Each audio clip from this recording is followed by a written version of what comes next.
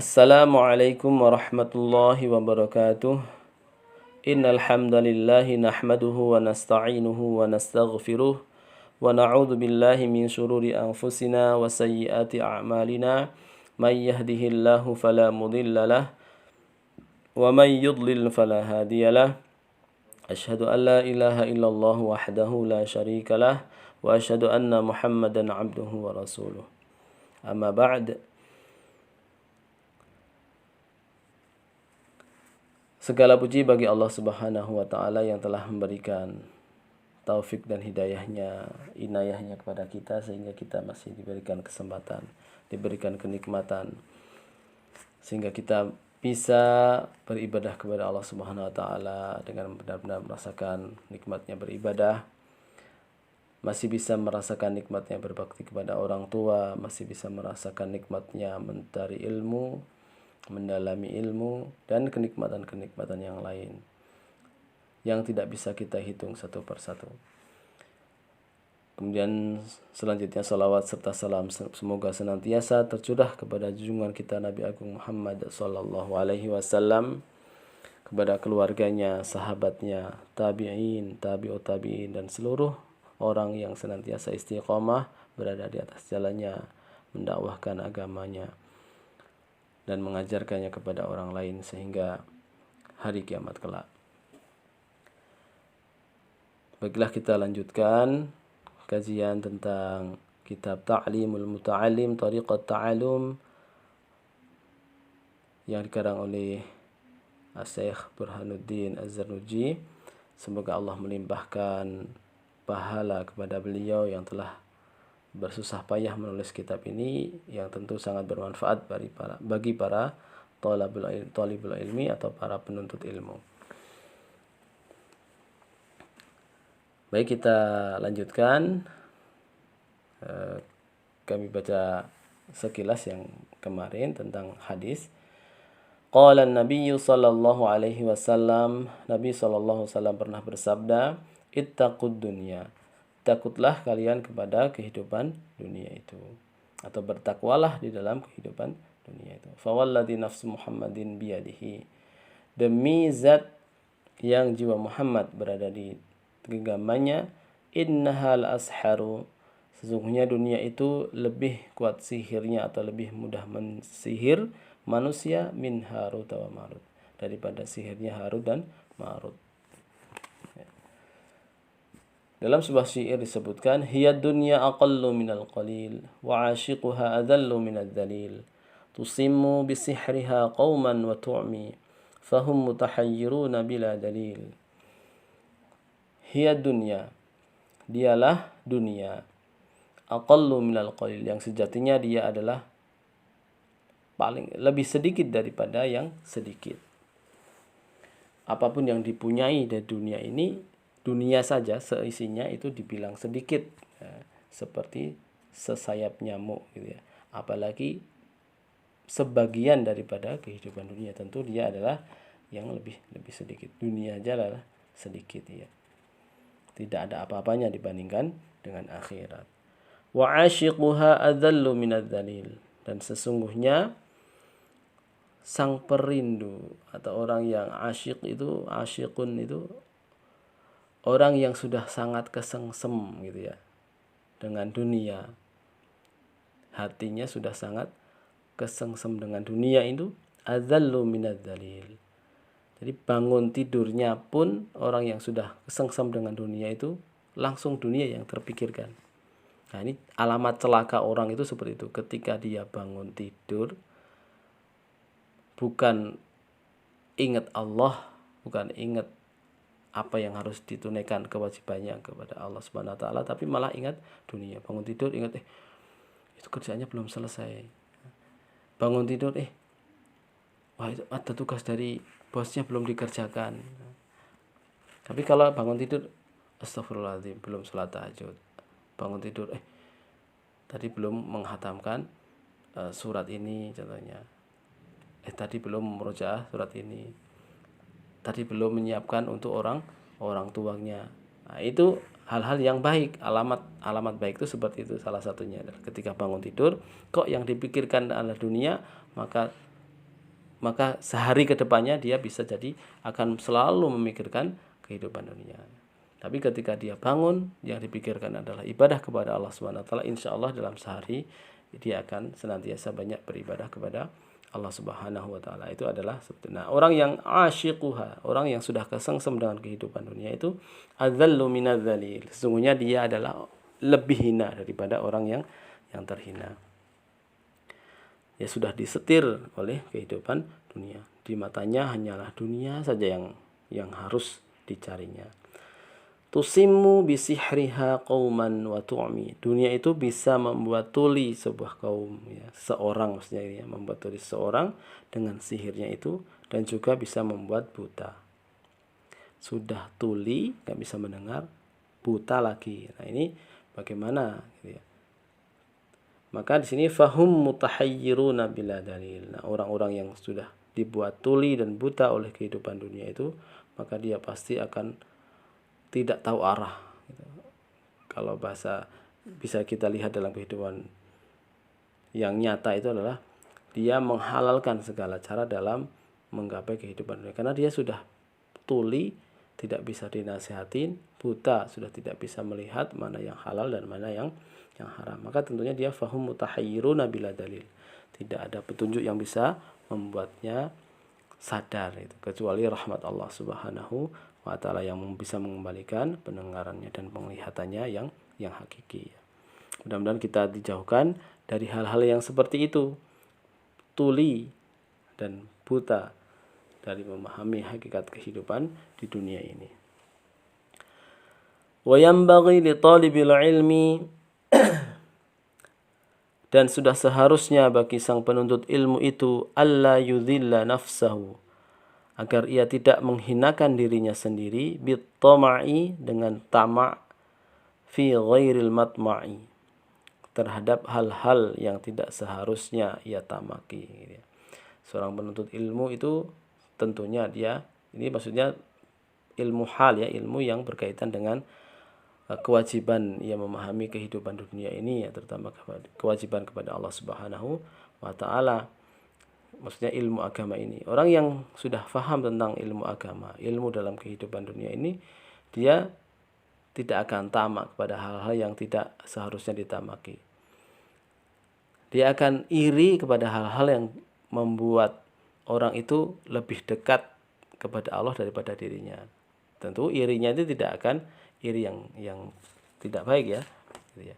Contohnya ketika dia belum paham sesuatu atau belum bisa baca Quran, melihat orang bisa baca Quran, oh, itu enak pasti baca Qurannya, sholatnya juga akan nyaman. Nah, maka dia iri kepada orang yang seperti itu. Nah, itu adalah iri hal-hal yang memang pantas diirikan, bukan hal-hal yang tidak pantas untuk ditomai atau diirikan. Maka sang penuntut ilmu yang sudah paham ilmu tentang agama ini, sudah seharusnya ia tidak merendahkan dirinya sendiri dengan tamak rakus kepada hal-hal yang tidak seharusnya ia rakusi, tentang kehidupan dunia, tentang nikmat-nikmat dunia yang diberikan kepada orang lain. Selanjutnya, wa yahtariza amma fihi mudhillatul ilmi wa ahlihi, dan sudah seharusnya juga ia menghindari apa-apa yang di dalamnya ada hal-hal yang bisa merendahkan ilmu dan ahlinya atau orang yang paham tentang ilmu itu. Menghindari hal-hal yang bisa merendahkan ilmu, contohnya ini ya, contohnya di sini ketika belajar gitu ya. Kalau di penjelasannya itu, contoh yang paling kecil itu adalah ketika ia membawa buku, membawa kitab yang ia pelajari, itu seharusnya ada adab-adabnya gitu ya. Contoh merendahkan ilmu itu adalah menaruh gitu ya, menaruh buku yang berjasa untuk kita, yang bisa membuat kita wasilah ya, buku yang menjadi wasilah kita paham kepada ilmu, kemudian buku itu dengan seenaknya ditaruh saja gitu ya.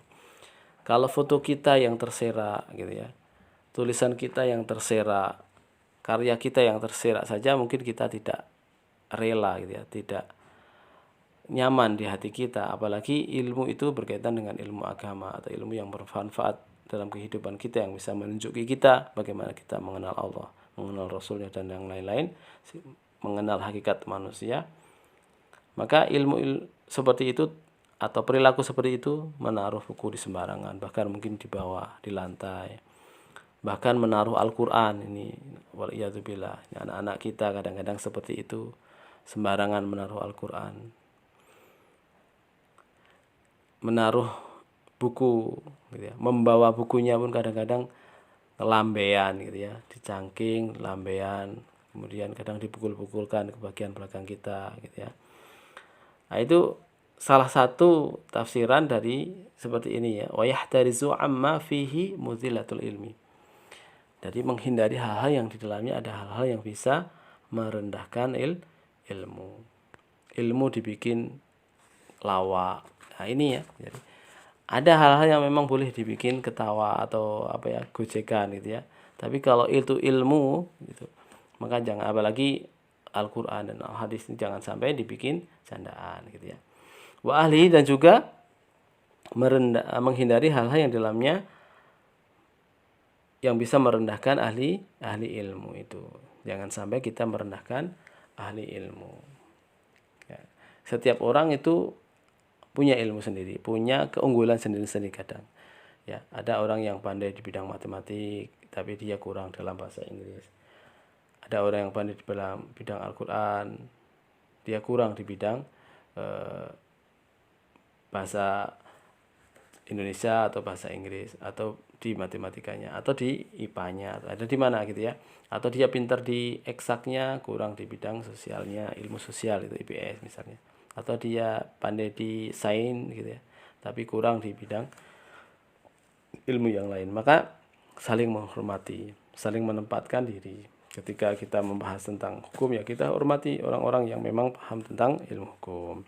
Ketika kita membahas tentang ilmu Al-Quran, maka kita hormati orang-orang yang memang sudah paham terhadap ilmu Al-Quran. Ketika kita membahas ilmu tentang bahasa Inggris ya kita hormati tentang orang-orang yang sudah paham tentang bahasa Inggris. Orang yang paham tentang ilmu manajemen pendidikan kita hormati orang-orang yang paham tentang ilmu manajemen pendidikan, dan seterusnya. Jangan sampai kita meremehkan gitu ya. Kita menghinakan ilmu dan ahli ilmu. Itu salah satu contohnya dan bisa dikembangkan di dalam contoh-contoh yang lain. Wa yakuna mutawadi'an, dan seharusnya penuntut ilmu itu menjadi orang yang mutawadi'an, orang yang tawadu'. Nah, tawadu' itu apa? Wa tawaddu'u baina takabburi wa dhillati. Tawadu' itu antara takabbur, sombong, dan dhillah. Dhillah itu merendahkan diri, menghinakan diri sendiri di hadapan orang lain. Nah, kalau takabur itu kan meremehkan orang lain ya. Ketika misalnya contohnya kita lewat di depan guru atau depan orang yang lebih tua, contohnya kita membungkukkan badan sampai kepalanya mungkin di bawah rata-rata gitu ya. Rukuk pun masih ke bawah lagi. Nah, itu termasuk yang merendahkan. Tapi karena kita tidak boleh merendahkan diri, maka kita harusnya biasa saja jalannya. Itu juga tak sombong seperti itu ya. Tidak ada rasa hormat kepada orang yang kita lewati gitu ya. Apalagi itu guru kita atau orang tua kita, orang yang lebih tua daripada diri kita. Maka kalau tidak ada rasa hormat ya itu namanya sombong juga. Maka tawaduk cukup gitu ya. Dalam penjelasannya itu cukup dengan kita memberikan isyarat dengan kepala, contohnya minta permisi sehingga kita minta izin untuk lewat. Nah, itu cukup seperti itu. Jangan sampai terlalu membungkukkan badan sehingga terkesan itu seperti orang ruku. Nah, orang ruku itu kan isyarat dhillah, taslim atau merendahkan diri kita gitu ya. Seperti orang sholat, ruku dan sujud itu kan salah satu wujud penghambaan kita kepada Allah Subhanahu wa taala, dan yang berhak untuk dijadikan itu sembahan itu kan hanyalah Allah Subhanahu wa taala. Ya, yang boleh dirukui dan boleh disujud itu adalah Allah Subhanahu wa taala. Maka jangan sampai ketika kita rendah di depan orang lain, maksudnya permisi gitu ya, terlalu membungkukkan badan. Cukup dengan menganggukkan kepala, minta permisi. Tapi jangan juga terus kita membusungkan badan kita atau membusungkan dada kita sehingga kita terkesan seperti orang sombong. Wal ifatu kadzalik. Begitu juga orang yang mencari ilmu itu seharusnya mempunyai sifat ifah, yaitu bisa menjaga marwah atau martabat dirinya gitu ya, menjaga marwahnya. Jangan sampai ia kalau orang Jawa itu kebablasan gitu ya, ketika dia ini salah satu hal yang bisa mengurangi wibawa kita sebagai seorang ahli ilmu itu adalah terlalu banyak bergurau ya, terlalu banyak bergurau. Bersengut tidak boleh ya, mukanya cemberut terus gitu ya. Nah, itu yang bersengut. Kalau orang Jawa bersengut terus seperti orang muring-muring ada masalah. Nah, itu seperti itu juga tidak boleh. Tetapi ngreweh apa saja dibikin guyon, semuanya dibikin candaan. Nah, itu juga tidak boleh. Tidak menjaga marwah dirinya sendiri.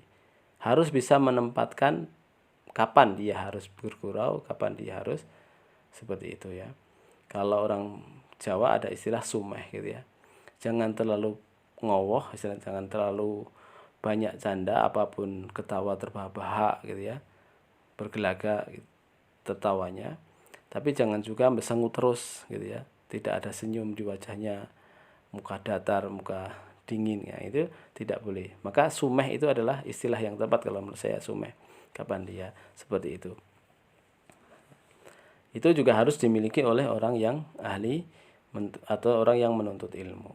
Sekali lagi tadi, seharusnya orang yang menuntut ilmu juga memiliki sifat tawadhu, tidak sombong, tapi juga tidak merendahkan dirinya di hadapan orang lain. Kemudian juga harus juga punya sifat atau sikap untuk menjaga martabat dirinya sendiri. Jangan sampai dengan sikapnya orang lain meremehkan ia gitu ya. Wa yu'rafu dzalika fi kitabil akhlaq. Dan hal itu bisa diketahui khusus lebih detail dalam kitab akhlak. Ansyadani asy-syaikh al-imam al-ustadz Ruknuddin al-ma'ruf bil adib al-mukhtar syi'ran li nafsihi. Asy-syaikh al-imam, yaitu Ruknuddin tadi sudah membacakan sebuah syair bagi kami. Di syairnya, innat tawadu'a min khisalil muttaqi wa bihi at-taqiyyu ila al-ma'ali yartaqi. Wa min al-ajaibi ujubu man huwa jahilu fi halihi ahwa as-sa'idu am ash-shaqi. Am kaifa yukhtamu umruhu aw ruhuhu yawman nawa mutasaffilun aw murtaqi. Wal kibriya'u li rabbina sifatun lahu aw sifatun bihi makhsusatun fatujtanaban ha wattaqi. Atau makhsusatun fatajannabha wattaqi. Maaf ya, jadi ada sedikit susah nih. Makhsusatun fatajannabha wattaqi. Inna tawaddu'a, sesungguhnya tawaddu' itu min khisalil muttaqin, salah satu sifat yang menjadi ciri khas orang-orang yang bertakwa, sifat khasnya gitu ya. Wa bihi taqiyyu ilal ma'ali yartaqi. Dengan tawaddu' itu orang yang bertakwa kepada Allah Subhanahu wa taala akan bisa naik kepada derajat-derajat yang tinggi ya. Wa bihi at-taqiyyu ilal ma'ali yartaqi, atau dalam bahasa kita bisa dibaca wa bihi taqiyyu yartaqi ilal ma'ali gitu ya. Cuma didahulukan itunya, maf'ulnya. Jadi dengan tawaddu' itu orang yang bertakwa akan bisa menapaki tangga-tangga untuk menuju derajat yang lebih tinggi.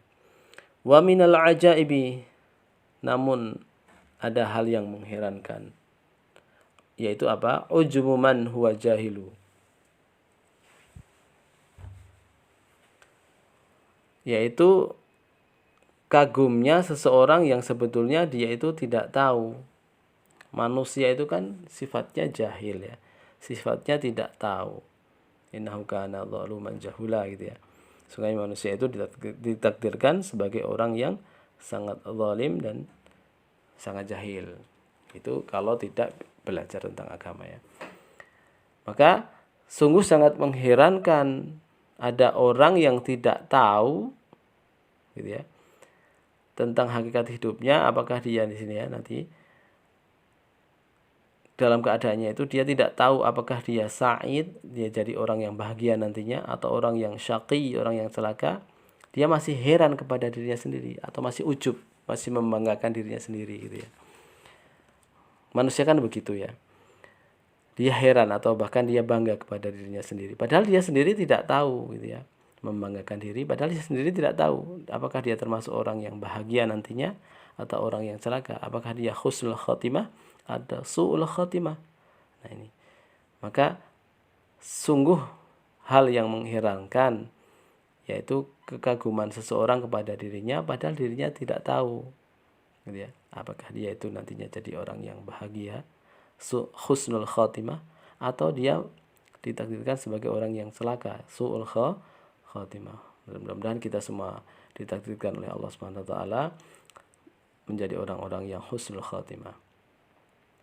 Am kaifa yukhtamu umruhu aw ruhuhu, atau bagaimana ya umurnya itu akan diakhiri, apakah dia diakhiri dengan husnul khotimah atau su'ul khotimah, kan orang tidak tahu gitu.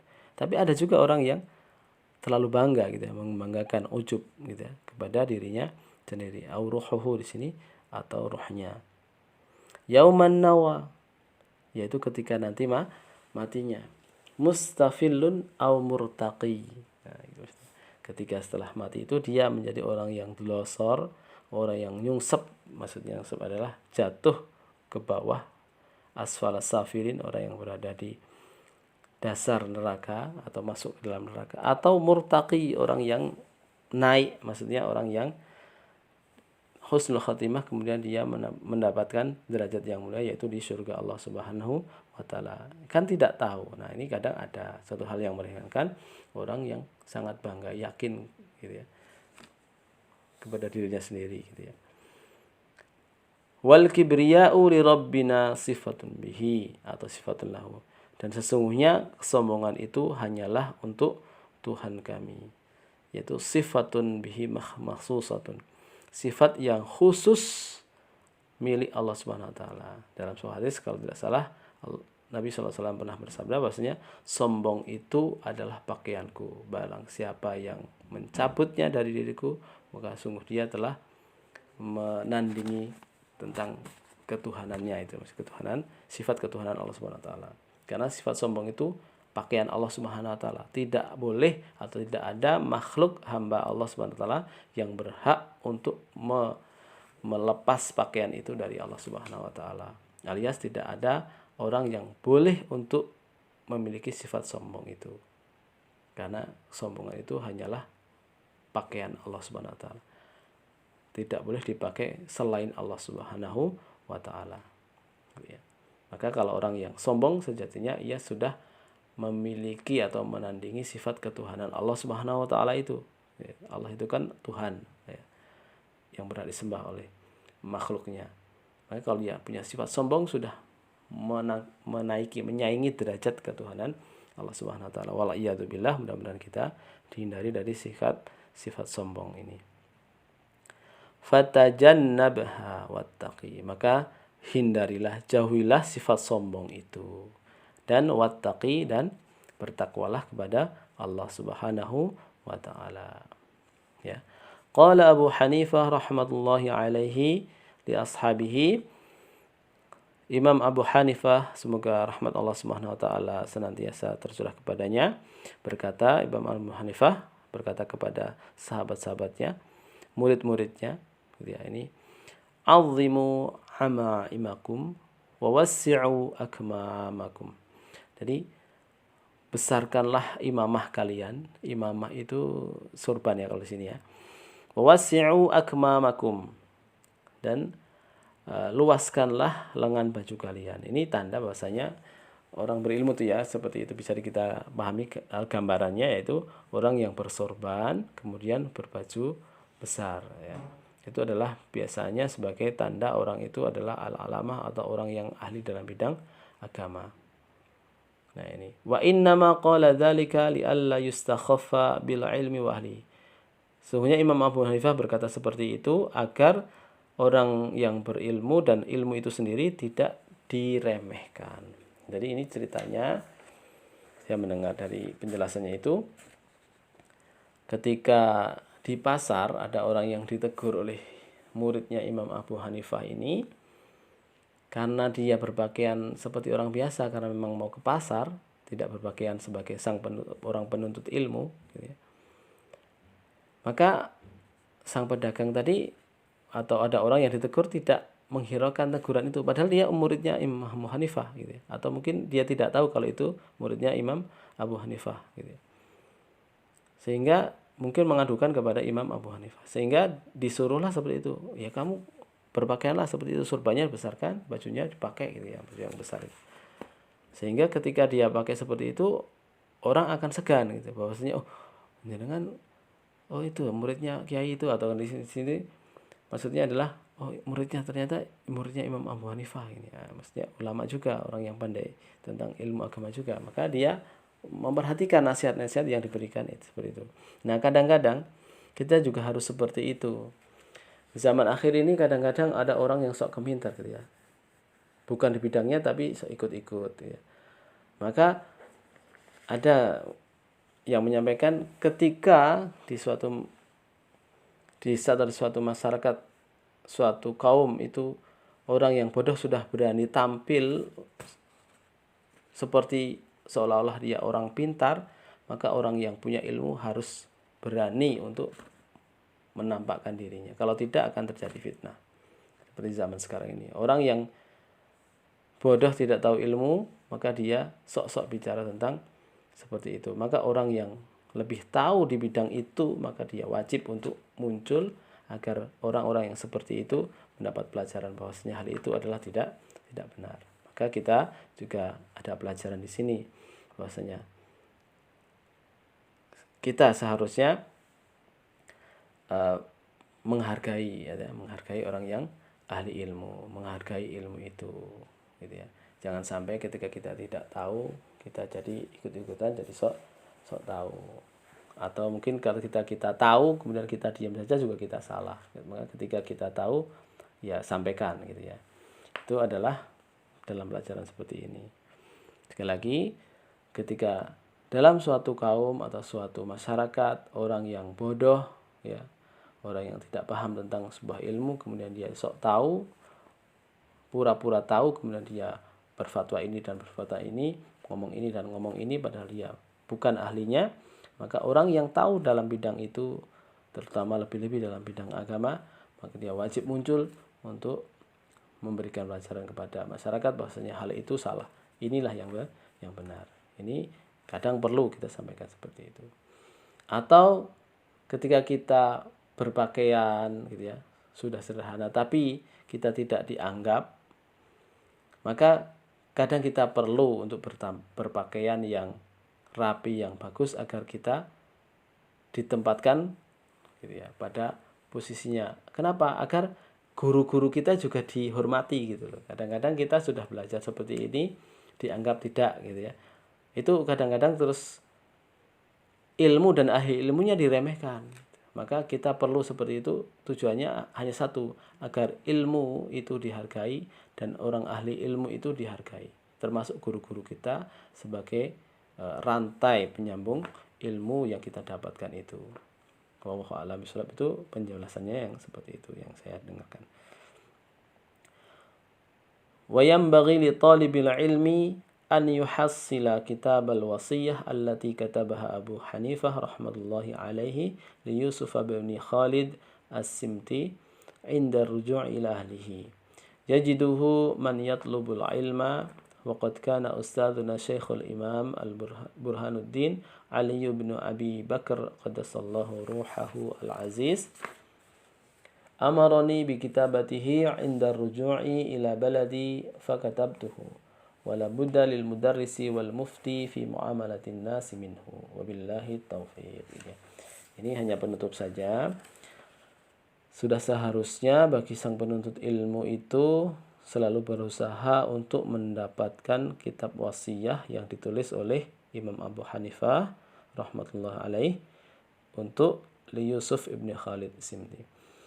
Ketika ditulis Imam Abu Hanifah menulis sebuah kitab wasiyah untuk muridnya yang bernama Yusuf bin Khalid As-Simti ketika ia sudah dirasa sudah cukup belajar kepada Imam Abu Hanifah dan dia harus pulang ke daerahnya kepada keluarganya untuk mengajarkan ilmu itu, maka Imam Abu Hanifah menulis wasiat atau buku ini yang diberikan kepada muridnya itu. Yajiduhu man yatlubul ilma, dan tentu akan bisa mendapatkannya orang yang belajar menuntut ilmu.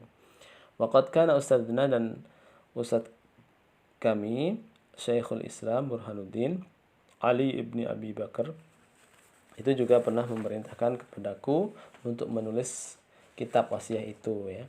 Ketika saya sudah selesai belajar kepada beliau dan harus pulang ke negaraku, maka aku pun ketika diperintahkan untuk menulis kitab itu, aku pun menulisnya.